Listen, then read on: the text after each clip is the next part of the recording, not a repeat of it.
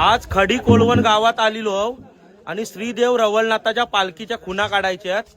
ही बघा ही सर्व मंडळी तर जमलेली आहे आणि ही पालखी आहे रवळनाथ देवाची। आणि ह्यांची होळी आहे ना ही सुरमाडाची आहे ही बघा। आणि या होळीत सर्व नारळ नवसाचं बांधलेलं।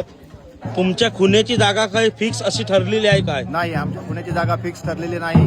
ही गावाच्या विशीच्या आतमध्ये कुठेही खुणा लपवली जाते, ही कोणाला माहीत नसते आणि ती पालखी शोधून काढते।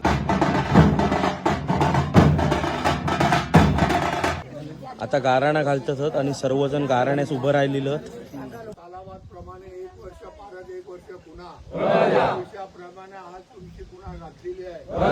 बरं येणारं सिंहाचं काम अजूनपर्यंत।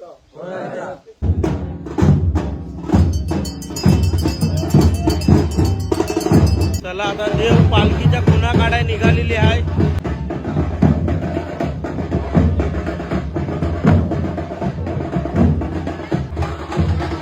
पालखी धावलेली आहे बघा इकडं।